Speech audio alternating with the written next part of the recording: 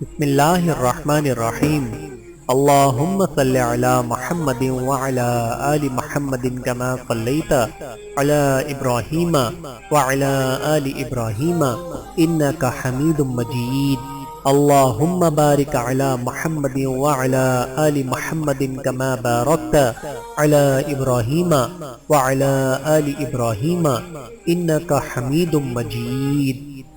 بسم اللہ الرحمن الرحیم۔ السلام علیکم ورحمۃ اللہ وبرکاتہ۔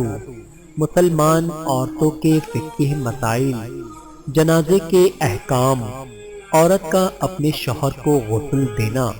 عورت اپنے شوہر کو غسل دے سکتی ہے۔ حضرت عائشہ کہتی ہیں کہ اگر یہ بات مجھے پہلے سے معلوم ہوتی جو بعد میں معلوم ہوئی ہے تو رسول اللہ صلی اللہ علیہ وآلہ وسلم کو صرف آپ کی عورتیں ہی غسل دیتی۔ اسی طرح حضرت ابوبکر صدیق کو ان کی بیوی اسماء بنت عمیس نے غسل دیا تھا۔ حضرت علی نے حضرت فاطمہ کو غسل دیا تھا۔ اس روایت کو امام شافعی اور ابو نعیم نے حسن سعید کے ساتھ روایت کیا ہے۔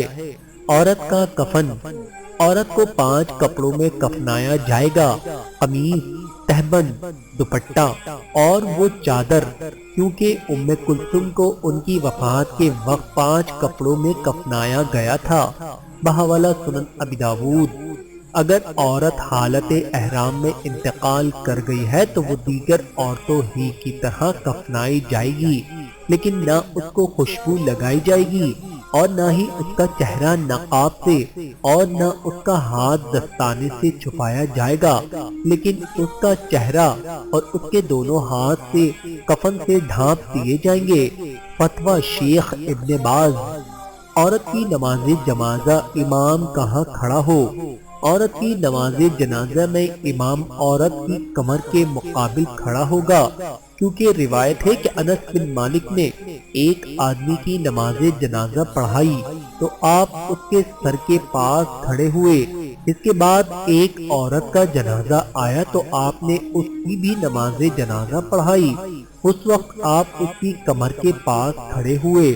اس وقت ہمارے درمیان علا بن زیاد علوی بھی موجود تھے، تو انہوں نے اس اختلاف قیام کو دیکھ کر سوال کیا کہ اے ابو حمزہ، کیا رسول اللہ صلی اللہ علیہ وآلہ وسلم اسی طرح کھڑے ہوتے تھے؟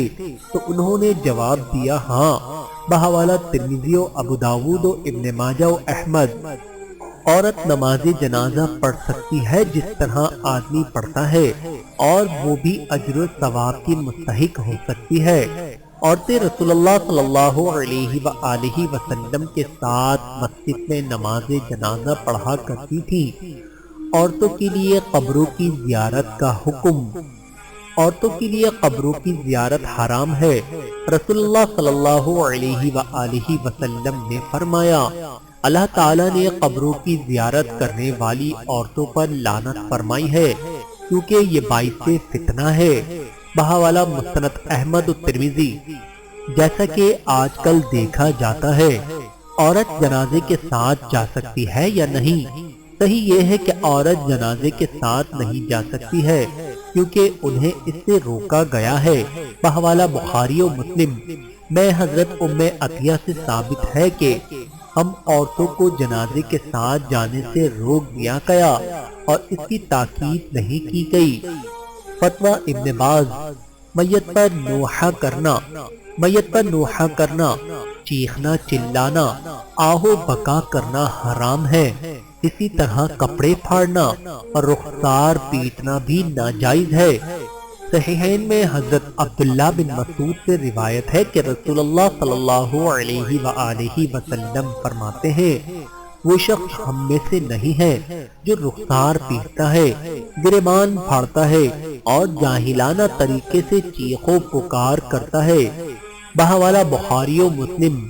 تعزیتی مجلس منعقد کرنا، میت کے گھر صرف تعزیت کرنے، ان کو تسلی دینے، صبر کی تلقین کرنے اور ان کے حق میں دعا کرنے کے لیے جانا چاہیے۔ یہ مسنون ہے۔ البتہ میت کے گھر کھانے پینے، قرآن خوانی کے لیے اکٹھا ہونا یہ عمل بدعت ہے۔ لوگوں کا تعزیتی اجتماع منعقد کرنا، خاص طرح کی دعائیہ مجلس قائم کرنا، قرآن خوانی کے لیے محفل منعقد کرنا، ایسی چیزوں کا شریعت میں کوئی وجود نہیں ہے۔